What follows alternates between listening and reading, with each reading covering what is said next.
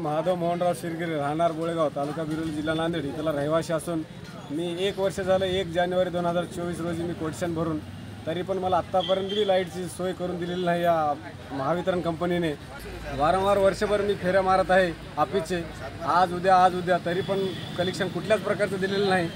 आणि त्या जामपंडूच्या शेतामध्ये डिपू माझ्या बांधावर आहे, डिपू पोलची 1 पोलवर डिपू येते, तरी पण मी स्वतः सर्व काही खर्च करून माझे वायर वगैरे कलेक्शन करून घेणार आहे, तरी पण मला देत नाहीत। माझं आज पीक एक मोटर 100ची डिपी आहे त्यांची, तरी पण हे कलेक्शन देत नाहीत।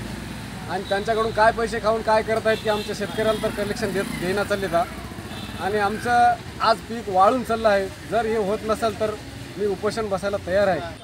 मी विठ्ठल नरसिंह वडेट्वार, राहणार बोळेगाव, तालुका बिलोली, जिल्हा नांदेड येथील अल्पभूधारक शेतकरी असून माझं डीपी कनेक्शनचं कोटेशन महावितरण कार्यालय बिलोली येथे 9 एप्रिल 2023 पासून प्रलंबित आहे, तरी आम्हाला डीपीच्या सुविधा उपलब्ध करून देत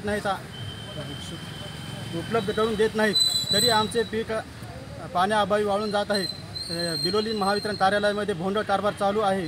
या कारभारामुळे शेतकऱ्यांना अतोनात नुकसान होत आहे व कष्ट सहन करावे लागत आहे। याची दखल कोणत्याही अधिकारी घेत नाही। आम्ही वारंवार कार्यालयाला फेरी मारूनसुद्धा आमचं काही कामं होत नाहीत, लक्ष देत नाहीत आमच्याकडे।